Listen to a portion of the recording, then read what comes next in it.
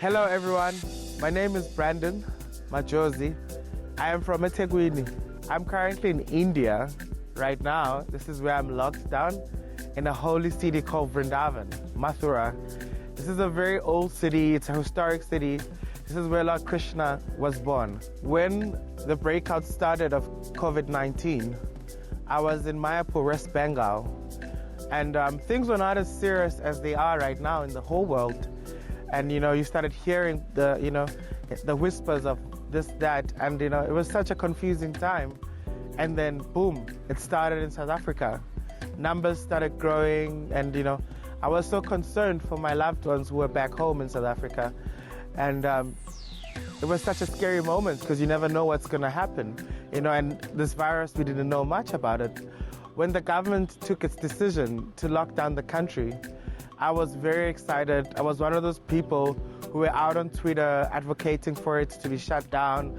I was advocating for the lockdown on social media because I was so worried about such a young country. Do we have the infrastructure to handle a massive breakout of a virus?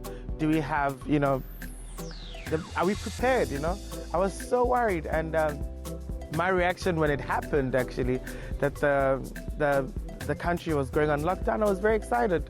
And also, I was very happy with how the Minister of Health is handling this. Very informative, very reactive, and they're engaging. Even if you tweet them on social media, you get a nice response in a nice time. So my response in overall was just like, wow, okay, we're getting somewhere. I wish this is how we ran the government, during the whole time, because there's so much reactiveness and there's so much, proactive. I liked it. Tumelangral amagala mo Daily Thetha only on SABC 1. Nakalibitso ke na Nicolette wa Gamashile ngwana wa kwa Bushbuckridge Mapulaneng. Ya na re tshwareleng yona leme la matsogo ke seswa rone Andiswa wa ga ke bashe. Motho ka go botsa gore lefase right now le eme ka dikwaikwai twatsi ya coronavirus e re shapile. Every single person is feeling the effects of COVID-19. Now a lot of the governments in each and every single country have declared states of emergency or national disasters. This means that there is a new way of living right now. We're living under lockdown. Some people are under quarantine, self-isolation. You're having to wear a mask. And all of a sudden, sanitizer has become one of the most important commodities. But the question is, especially who are feeling like our lives are at a standstill. If you can't participate in the economy, you can't see your friends. Social distancing has created a situation where people are going through mental health, they are lonely. So now we're going across the world as Daily Thetha during this trying time. Ngithi ngibingelele emakhaya komncane nokumdala ngithe kwamukela la ku Daily Thetha namhlanje sithi ngempela sibuka le ndaba ukuthi abantu abasha who have traveled the world seeking greater opportunities besikhula besikhuthaza ukuthi hamba bonizwe kanti kuzofika into bathi COVID-19 ke ayahlasela and abaningi uthola ukuthi abantu abahambile baye to the countries like the United States of America, which is currently the heaviest hit in the world with 1 million plus people affected. Kusho ukuthi thina ke into esifuna ukuyazi namhlanje ukuthi umuntu omusha la uhleli khona uzizwa kanjani. How are they going through the phases of sitting in isolation bahleli bodwa bengazi ukuthini cabanga nje ukuthi nje uye going through depression in another country and not really having anyone to sit and ukhulume naye. Today we go through the experiences, the personal encounters nakhona futhi ukunderstand ukuthi imizwa yabo ime kanjani. Sicela wena mbukeli nje obuhlele ekhaya ukuthi uxoxe nathi ukhulume nathi usinike lento lena because you are part of us utilizing the hashtag Daily Thetha, Instagram, Facebook, and of course and Twitter. Nakhona WhatsApp, right? Yes, definitely. We're also on WhatsApp at 0723161329. So Melody, young Khatlisa show you today because we've been telling South Africans that Daily Thetha asiyamo South Africa fela re khona go re fasting kamoka. And right now we are going to Budapest in Hungary and we speak to Melville Chesang, who's a young lady from Kenya who's currently residing in Hungary, the capital city. Budapest, the capital city of Hungary. Hi, my name is Melvin Chess. I'm originally from Kenya, but I currently reside in Budapest, Hungary. So COVID-19 has had quite a negative impact in Hungary. We have most of the non-essential services, for example, the restaurants, the bars, and public parks are closed, as well as school for students has also been closed. So the initial government response was not quite a quick one, in my opinion. When we had the first cases in Italy and Spain, we still had no screenings being done at the airports, and this led to the increase of numbers in the country. So when we had the first 2 cases confirmed in the country, we went on lockdown 2 weeks later. We are currently in lockdown. We have been in lockdown for the last, I believe, 4 weeks. And the regulations of the lockdown are you are allowed to move out of your house. For example, if you have to go to work, you're allowed to go to work for the people who cannot be able to work from home. As well, you can leave your house to do essential grocery shopping, as well take a walk and do some exercises, as long as you are keeping distance from everyone else. As well, it is mandatory for everyone to wear a mask in the supermarkets, as well when using the public transportation, for example, the trams, the buses and the metros, and also in the taxis. So COVID-19 has brought fear in the country. So everyone is scared to contract the virus because there is currently no vaccine for the virus. For me personally, I would say I am fearful to get the virus because I live in a foreign country and I am away from my family. So contracting the virus with no one to take care of me, because also my colleagues and my friends are also in quarantine, is quite a scary situation to be in. As well, I'm fearful that this might take a long time, and we might have to adjust to this life, and this might be our new normal for quite a while. And because of the negative impact COVID-19 has had and is having in the economy, I'm fearful that this might lead to a recession later on. But despite that, and despite all the challenges we are facing, especially as the youth, because most of the youth have lost their jobs and have had setbacks in their careers, we also need to take this time, and because we have so much time now, we need to take this time to reflect on our lives and align our goals, and take into consideration what is more important to all of us, and just be hopeful and pray that this situation will get better. Uyawuzwa ke umlayezo ophuma kusis Melvin, yena achaza kancane isimo sakhe as a person who's abroad. And I mean, that's the thing besisho wena Nico esiqalisho lamhlanje ukuthi besikhuthazwa sikhulu ukuthi we must be able to understand, we must go for our dreams, we must travel the world. And kulesikhathi lesi we're actually going out, seeing most young South Africans aphuma ezweni lethu to other countries. Into nje beyivela, how do you mentally now stand ukuthi bengiyaphi? How do you stand the negativity in your own brain? I mean, for me, it's quite interesting, Melody, because even only South Africa, in your houses, in your flats, wherever you are, you're still a bit worried because you're feeling that loneliness. Because sometimes we are social creatures. Yeah. We want to see our friends. We want to have conversations with them. And the moment we feel like some of our freedoms and rights have been taken away from us, you go into different states of your mental health, whichever way, right? So I think that for me is where it's really, really sad for somebody us seeing South Africa right now, sitting in another country. But quite interesting, I've read, and I think this was a status that was reported by the 23rd of April, only 2 African countries right now have not reported any Which corona. country is that? It's Lesotho and the Comoros. So that is shocking because Africa, most people were saying Africa is going to be the hardest hit, right? But we still have 2 countries that have not even reported any coronavirus. So I don't know, will they be ready? Are they preparing themselves? Well, Yazin, the best way after the break, when we were speaking to a lady by the name of Grace Mbai, Yenage Umuntu Wezwe Kenya, which also had a bit of a lockdown. They didn't have a full lockdown, but the country of Kenya did have a national curfew. We take 8 o'clock. But after the break, Skulmanai, best way.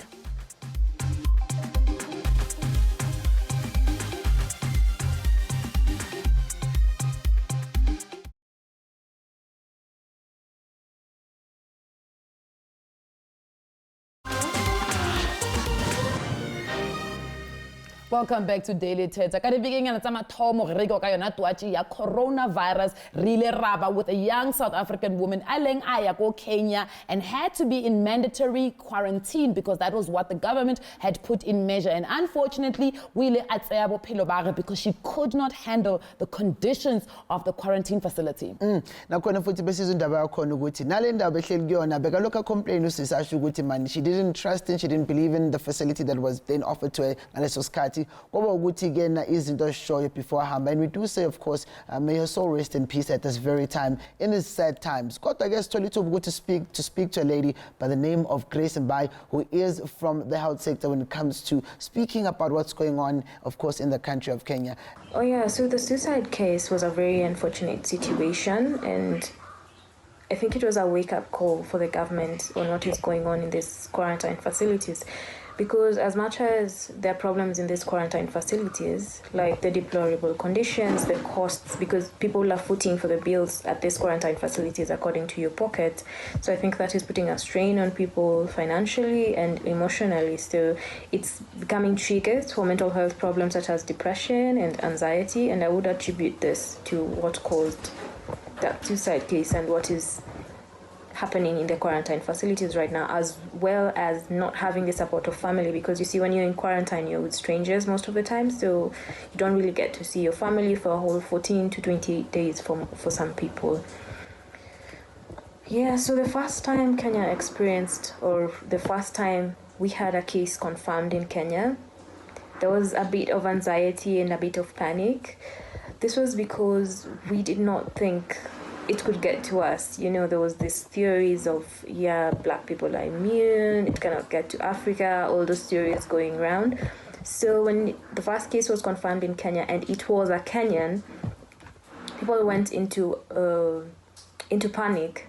Not because, I don't think it was necessarily because of the case, it was more of what does it mean? The implications of we might have a lockdown, which caused people to run to the grocery shops and run to the supermarkets and buy food to stock up, so the supermarkets ended up being so full that day. Yeah, that kind of thing. But right now things have settled down. I think people have realized this thing may be here to stay, so better gear up or better get comfortable and adjust your living conditions or adjust your way of life to be able to deal with this. Yeah, so on adapting to the social distancing rules like no hugs and no handshakes, it has been really hard because as an African, this is just not us. We're used to shaking hands with people, we're used to hugging people, but tough times call for tough measures. So we're trying to adjust to these rules or to accustom ourselves to oral greetings and waves, among other ways of greeting people. And also the good thing about staying at home, which is what is recommended, is that you don't really get to meet people you need to greet or you need to hug. So I would say that has kind of helped. On what the government is doing, I do want to commend the Kenyan government, and that is a rare thing to happen. It's quite rare to find a Kenyan or to find a young person in Kenya commending the government on what they're doing. But on this COVID-19 fight, I would say the government of Kenya is doing a great job. We're actually surprised at their potential, because I would say we've had governors or people or legislators or people in the government who have been just cruising their way through. But this time they have shown up and shown out for their counties, for their constituencies, and they're doing great things. We're even wondering, you had this potential in you, so why were you not doing it? So I feel like the government of Kenya is doing their best with what we have, and I feel they're actually on the forefront of this fight, and they're giving us assurances that they are together with us in this. You know, this time they don't have the luxury of running off to New York or running off to London. So I guess that's what has made them realize they're with us in this. So they've got to fight this fight with us together. Yeah, so I am a public health officer, and my capacity in this is that I've not been fighting it directly. I've not been on the forefront of it with my colleagues. due to personal reasons. But yes, the public health docket is in the forefront of this, in providing health education, in providing masks, in providing ways of disposing the masks. They've been on the forefront with this, along with the Kenya Medical and Practitioners Board. So I would say yes, public health has been playing a real part in all of this. So how I've been feeling with all this happening is, when it all started out, it was panic, it was what, but as I said earlier, I think we've gotten to a point where we've realized this thing may be here to stay. So we gotta gear up and we gotta change our lifestyles in order to adjust and to continue on with our lives, basically.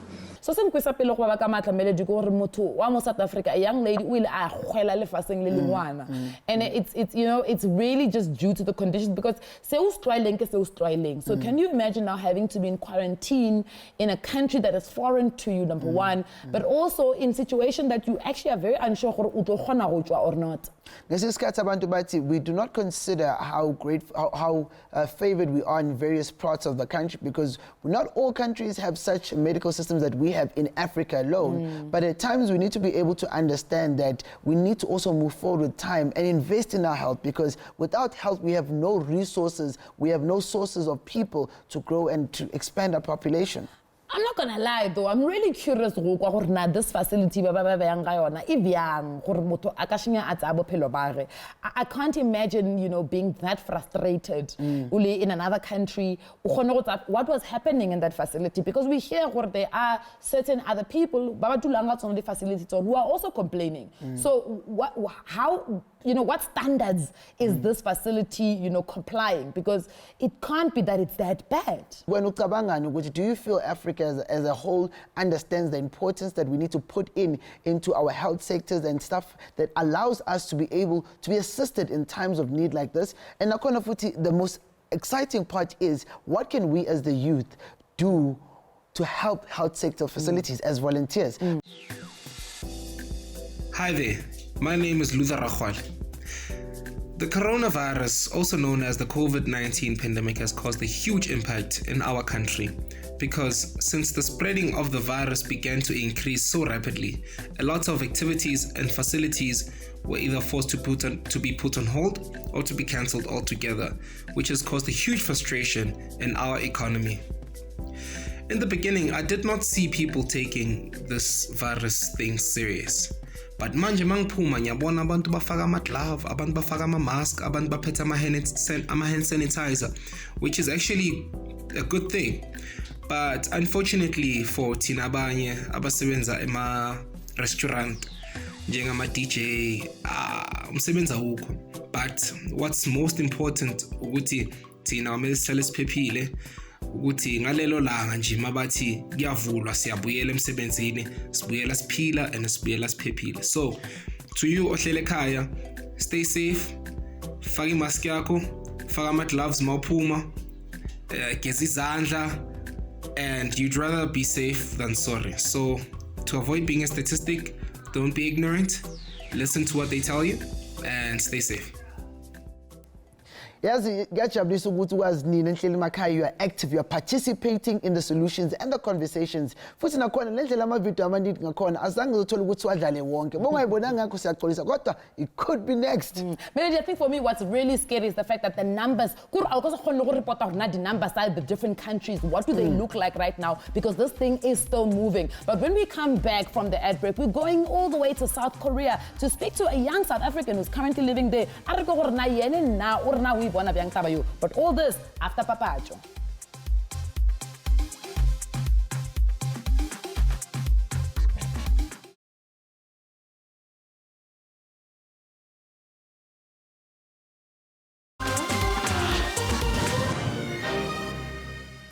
We welcome you back right here on Daily Thetha. How are they actually dealing with COVID-19 across the many different countries? Now, we know that South Korea was one of the hardest hit countries in terms of its, cases that happened there right after China, or actually outside of China. Now, right now, South Korea is doing pretty okay in terms of its cases. Of course, the situation is not well and great, but they have managed to contain it through massive and aggressive testing, but also through the help of civil society. society. South Africa, we copy that method, and we are also testing across many communities. Now, we speak to Nolo Masinya, who's a 24-year-old South African, currently living in South Korea, and she's actually got a teaching job. And we get to hear na South Korea during this very uncertain time. Welcome to Daily Thetha, Mama. Good afternoon. Thank you for having me. Siyajabula ukuthi sizokwazi ukuhlala nathi and just give us a chance to speak to you this morning. I think asiqale kancane nje ukuthi asikhulume about when you decided that you're going to go to, of course, South Korea for a teaching job. What are the emotions that you went through before uphuma la South Africa? Well, before I left, because I applied well in advance, I did not experience any problems closer to the time because everything was already taken care of. So it was a pretty smooth process because, like I said, everything was done beforehand. So no the problems at all. Everything was perfectly fine. I think Batuba experiencing the problems are people who are probably applying for the next intake, which is meant to be in August. But I'd say for the most part, everyone who was inducted in Feb is completely fine. Patient 31 is the one who made South Korea, have news across the world in terms of what actually is happening. At that specific time, I'm sure you had heard news about COVID-19, but Patient 31, what type of emotions did it invoke in you as somebody who's not even from Korea? Yeah, I was actually very ambivalent. I was excited to be in a new country from the perspective of starting a new life. But I was also very anxious because I don't really know a lot about medical stuff, pandemics. As a normal human being, you're not really well knowledgeable on what to do to not contract certain things. So it, together with the cultural shock and having to adapt to a different country and lifestyle here, I also had to quickly adopt in a medical way. So what is a mask? How do I put it on correctly?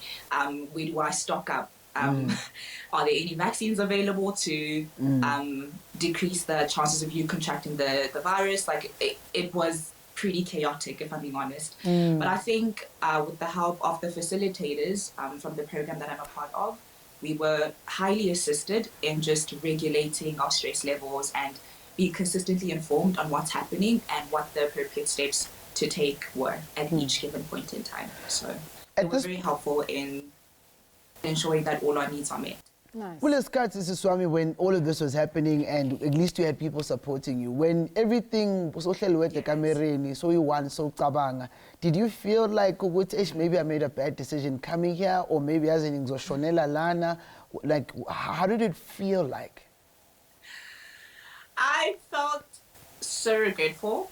I questioned myself a lot, like, did this have to happen now? Did I have to decide to leave the country at this point in time? That is what kept me.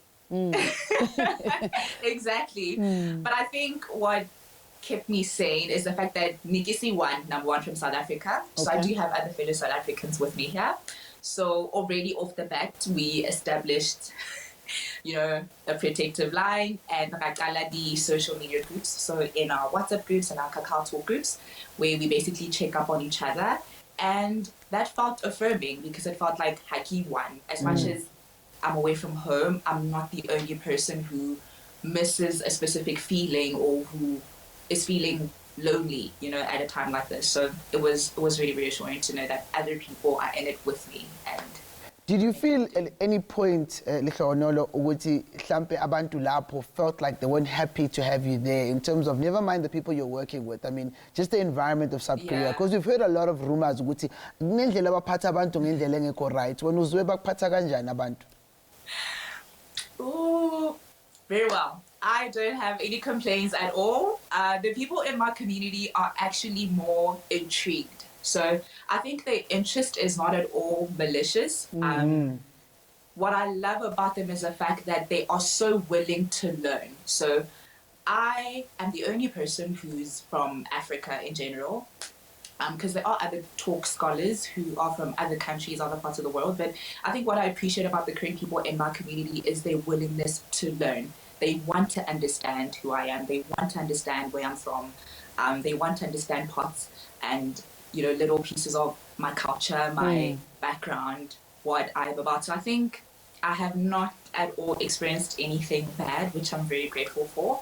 Yeah. If anything, they're really helpful. Yeah. It's very nice to hear those kind of positive stories. But let's quickly go into the fact that we go South Korea to teach.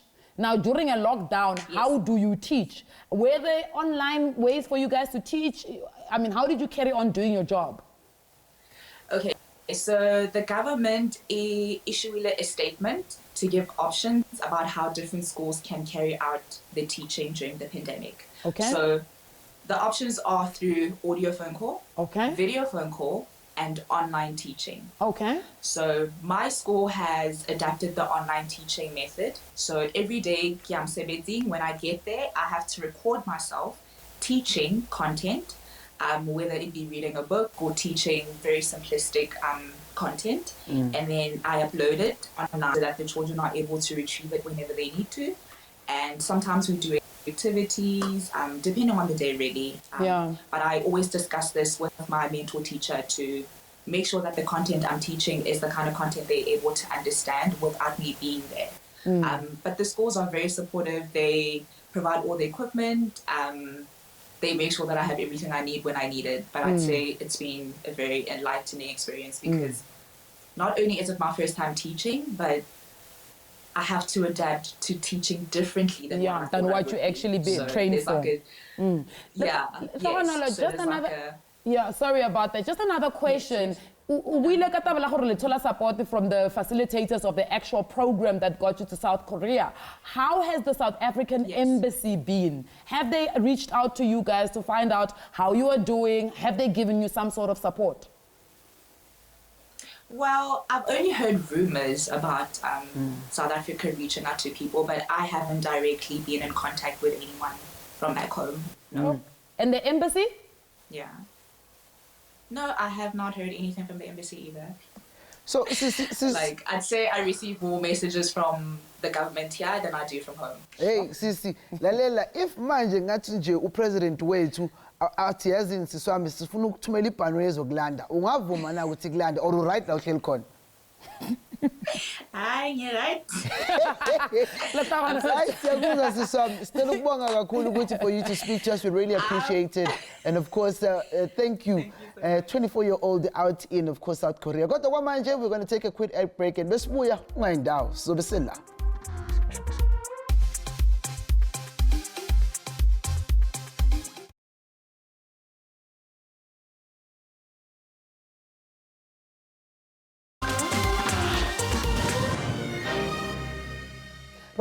Back here on Daily Thetha. When we started the episode, we took it all the way to Africa to get a better understanding of coronavirus is Shapile Africa Biang. And then we went to Southeast Asia and spoke to Lothakonono, who is in South Korea. Now we're going all the way to Italy. Italy was one of the hardest hit countries in terms of this global pandemic, and they've still stuck on their hard lockdown. Now, we want to have a conversation with a young lady who is Egyptian but currently doing her master's in Italy. Her name is Yara Lakusha. But before we go to Lara, I think we want to go to Immaculate, who is in the USA, to kind of give us an understanding of America. Hello, my name is Immaculate or Njeri depending on who's calling me. So many different people call me different things. A little bit about me. I am Kenyan. I currently reside in the US, in Dallas, Texas. I am a nurse. I have been for 5 years. Love my job. Absolutely love it. I'm studying neuroscience and I am on the pre-med track to obtain my medical degree. My experience in this pandemic, obviously, with me being a nurse, I have not been staying at home because I have to go to work. It's been a very, very interesting experience. You have to be screened at the door every single day. You have to have your mask on. And then with the shortage of PPE, they're really rationing how many masks we can get, so you can only use like one mask a shift. And then you obviously have to be fitted with the right mask. They're giving us protective equipment, which is great. I I've actually been doing okay. I've not been anxious as far as the virus goes. I'm a subscriber to the Christian faith, so I believe in Jesus Christ, and I pray, I read the Bible every day, making sure I'm meditating. So that has also helped keep me grounded. So I'm also a positive person. I try to look at the best of every situation. Like right now, I'm just believing and trusting that whatever I have on my plate is exactly what should be on there. I don't try to like look at the what ifs, what if I die, what if this. It just messes up with my mind and my whole system. So I've just been choosing to focus on we're gonna get through this, and one day at a time, roll with the punches. My country, America has really been interesting. There are mixed reactions. The people who are subscribing to whatever the CDC and World Health Organization is talking about, the people who are not, the people think they're conspiracy theories, the people think 5G towers are spreading the virus. I don't even know. There's just so many different theories out there. It's just all mixed, but you can sense an overall sense of or feel for just uncertainty, and it's a little bit unsettling for a lot of people because normal is now not what it is.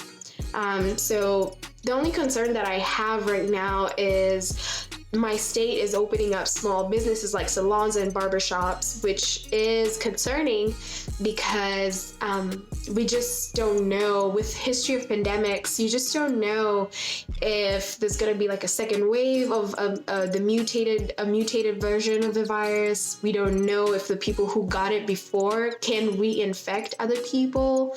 So there's just a lot of uncertainty, and it's just hard to really handle this whole thing. And honestly, I feel for the government. I think either way you still lose, because if you Umlayezo ke lona ke esutholile kusisi bambiza ke Immaculate out in the United States of America, Texas to be exact, and of course America kuyilona ilizwe at the moment that has the highest number and deaths in the whole world. But also it brings me back to a lady we'll be speaking to. Her name is Yara, and Yara ubuyezweni lase Egypt, which was the first country in Africa ukuthi babike ukuthi coronavirus iseyifikile Africa, kodwa wasuka wayohlala ezweni nakhona bathi se-Italy, which currently is the second biggest impacted and affected country in the world. And we get to sixoxe naye kancane sizwe ukuthi uzizwa kanjani. I'm sure mhlawumbe kunokuthuka kunokusaba. But Yara, welcome to Daily Thetha on SABC1. I'm very good, and you? We are very good. Thank you so much for taking time to speak to us, and we do not want to keep you any longer than we should. But we just want to get an update of how are you feeling at the moment with COVID-19, Yara? I'm currently living in Italy, and the situation is not really good. Maybe nowadays the level of like the death toll rate has lowered down a little bit, but we're not back to our daily life. Like we're stuck in quarantine, and we're not allowed to go outside unless we fill a form, and we have to go outside if you want to buy grocery or medicine, and everything is literally locked down. Yeah. Yara, just looking at some of the news outlets and what they're reporting about Italy, is the situation really that bad? Is the situation really that bad? Yeah. Yes. I think it is, especially that we have a lot of geriatrics living here in Italy, and also there is a lot of international students and maybe a lot of tourism. So the country economy also is really suffering. Yeah. And then Yara, just looking at your own home country, Egypt, it also has, you know, quite a number of cases and also quite a number of high deaths in terms of the COVID-19. Are you worried about your family? And also the other way around, is your family worried because you are in the second largest hit country in the world? Definitely. I'm really worried about my family there, and that's why I couldn't go back to Egypt. But the good thing that in Egypt that they have a forced 2 weeks of quarantine when you arrive to Egypt. You have to stay in a hotel in Marsa Alam. Yeah. And when they make sure that you don't have any positive results, that's when you can go back to your home. Yeah. But after 2 weeks. But the sad thing that people are not really respecting the rules, like they can go have quarantine parties at each other's houses. So I think the government is doing a really good job, but the people are not really self-aware. I mean, Rara, considering that you are there doing your postgrad in pharmacy, I want to understand, would you post the situation, would you then stay a bit longer in the country, or would you immediately want to come home just to be safe? No, I don't think I would like to go back to Egypt at the time being for a reason, because the flight tickets are very expensive. It's almost 1,000 euros, and I have to pay for my stay in the hotel for these 2 weeks. It's not paid by the government. And then does this now help if you have made friends in your hometown now in Italy where you stay, or are you still feeling isolated? No, I'm staying in my apartment, but definitely isolated. I only go outside if I want to buy a grocery. Otherwise, I'm stuck at home. Yara, just the last question before we let you go, and thank you very much for being on our show. Has the Egyptian government made any repatriation flights available for, Egyptian citizens that are living in Italy? They only give an advantage for the people who don't have a permanent stay. Oh, okay. Very interesting. Thank you very much, Yara, for your time. We really do appreciate you sharing your experience. I'm really happy to be in your show. Thank you. All righty. Bye, Yara. And years ago sisinta khuluma ngayo, and I think mina eyangithinta kakhulu ukuthi abantu basezweni lase-Italy abahloniphi umlayezo uhulumeni. And I think that is a very important thing that when you look across the world, because abantu abaningi and many countries that are affected across the world are countries that reacted late, or countries that did not react accordingly to what needed to happen. And manje sibona amazwe afana nabo USA abantu basamba ebhishi kumnandi kukuthi abantu bayashona as the hardest hit country, inkinga leyo. People are still having parties. Miami is still having parties. We've seen some people, just having a party. But I think the other thing, Melody, is that it is a new norm. It's not that easy. Because even in South Africa, we've seen in some specific areas where people, because of their socio-economic spaces, can't really, comply with the measures. But when we do come back on Daily Thetha, we're going to be going to another country. We're going to be speaking to a young lady. Her name is Victoria, who is from Namibia, who's also going to share her experiences of COVID-19.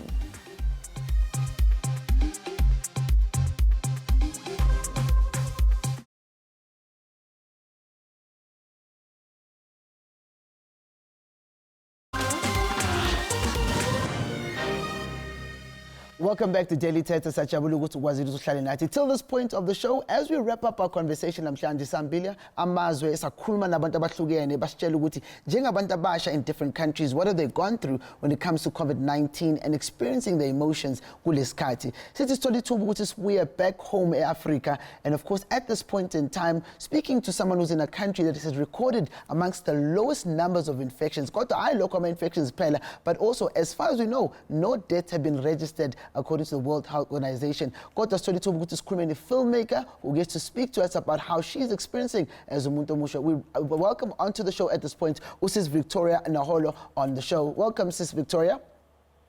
Hello, how are you doing? Good, thank you. How are you, ma'am? I'm very well, thank you. Victoria, one of the conversations we've been having on the show is the low numbers in Africa. What do you think is the reason for this?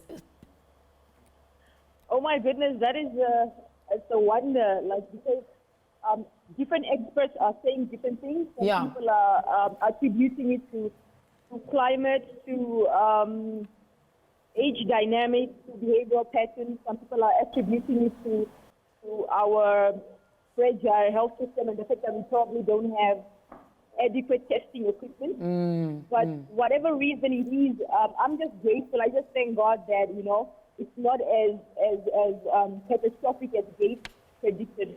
Yeah, and just looking at some of those reasons, Victoria, that you've already cited, we've seen leaders, we've seen some leaders in countries like Lesotho telling its citizens that they mustn't relax because maybe there isn't enough testing that is being done. Do you really think that we must not relax? Because we've seen some countries have lockdown, partial lockdowns. Should we be relaxing right now or not? I don't think we should be relaxing, because as much as there's so much information spreading and going about concerning COVID, it's still a mystery in a way. So I think leaders should keep strict measures. Yes, they should keep the lockdown within the country's the borders until this whole thing is until we are totally in the clear. Because we still really don't know what the situation is. We are just grateful that we are not affected as bad as the rest of the world. But when we look at it in hindsight, we don't really have answers yet. So I think we should just take the utmost strict precautionary measures. I don't think any African country should be elected this time. Nice. Victoria, when we take it just a step back, when initially it was said to be that we'll have to go into a lockdown, what are the reaction of the youth in your country? Can you please repeat that? So when we had to go into lockdown as a country, what was the reaction when it was announced to the young people? How did young people feel? Did they feel like Ngati, they're being pressured into something they don't want, or were they very responsive at the time? Did you ask how our country responded to the lockdown? The youth, I didn't quite get you. Yeah, the youth specifically. How did the youth respond at the time? Oh, the youth. It happened so suddenly. I mean, it was a Saturday on the 14th of March when 2 cases of COVID were reported in Windhoek from a Romanian couple that traveled into the country. And then the very next day, the president sent out an official letter that schools are closing down, everything is shutting down. So I don't even think people had a chance to really process or react. It was just like, okay, we are going into lockdown, and that was that. So there's not really been any vocal public response against the lockdown. Everybody just sort of obliged, and we adjusted and adapted and moved on. Victoria, as a filmmaker, I'm assuming that there isn't much work that you've got right now. How has your government supported people in the arts industry?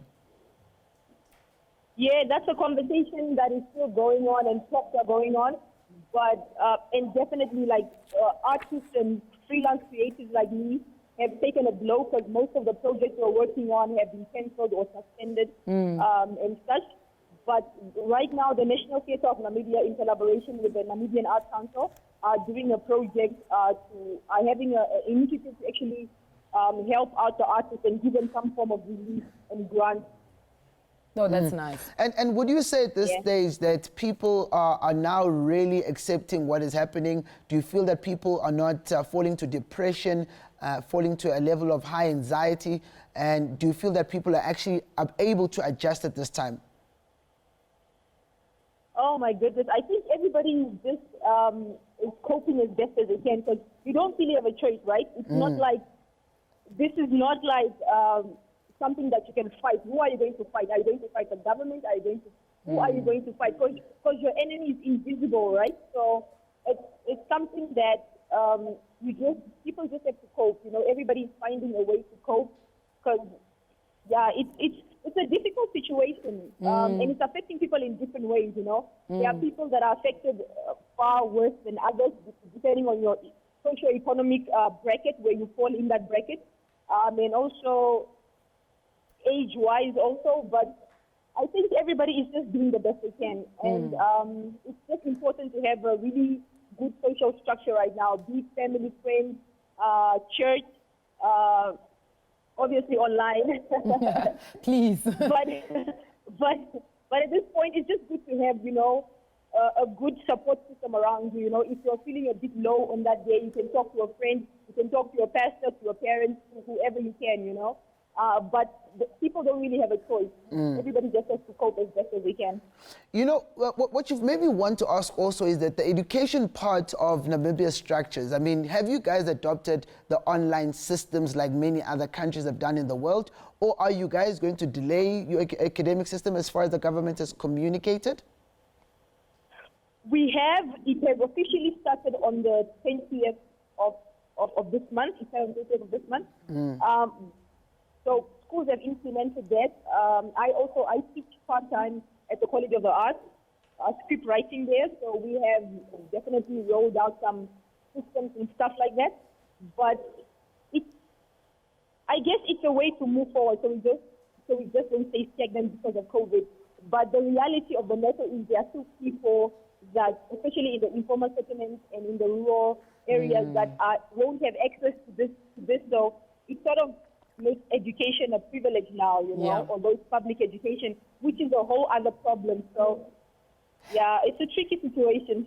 Victoria, do you have any confidence in your government and in your health sector that they will contain this virus in Namibia? I definitely have a level of confidence in our president. I mean, he acted very fast. That very weekend when we just had 2 cases, it was like strict measures. Literally that weekend we went on a normal weekend, we came out and it was lockdown. Schools are closed, everything is shut down. So he moved very quickly, and right now we have 16 reported cases, 8 recoveries, 8 are still active, and no deaths. So I do have some confidence in our government, in the way they are handling it, in the way they are moving. But as for the health sector, it is quite fragile, to say the least. But I'm just grateful that the numbers have not escalated as the West had predicted it would. So it's not putting pressure on our already fragile health system. Yeah. Victoria, we would like to take this opportunity on behalf of SABC1 and, of course, the youth of Mzansi to say thank you for sharing your story with us, and, of course, thank you for the encouragement and just giving us perspective all the way from Namibia. Victoria Lapayana. It has a greater opportunity of coming out strong. I mean, it's so beautiful to see they had 1 day. 4 days but also in a sense of positivity. We've seen how other people are coping and others aren't really coping. I like the approach that the SADC countries have taken. You know, if you look at the different ways in the SADC countries, your Botswana, your South Africa, your Namibia, your Swaziland, we've all kind of taken the same approach. You know, this aggressive testing, lockdowns. We're not doing this partial lockdown. We want to contain this thing because we know we do have compromised health systems in our countries, and we do have unequal society. So the quicker we can get this thing contained, the better for every single person in the country. And then we should be sad because, I mean, if you think about it, Africa has a very young youth population. Yes, definitely. And as Abantu Basha, we have the responsibility to look out for ourselves as we go forward. Now to stage 4, stage 3, it doesn't mean that you must relax. And always, Nicolette. Look, Nabasaba South Africa, I really do appreciate the way we have reacted to this lockdown in South Africa. We will get to level 1 and the sun will shine again in South Africa. Let's just all do what we need to do. And where you are finding a little bit of trouble, please look for help. But thank you very much for tuning in to Daily Thetha. Remember, Conversation Aruna, it carries on all our social media pages. Do join us there. We are going to keep talking. And thank you very much for tuning in. Sabonga.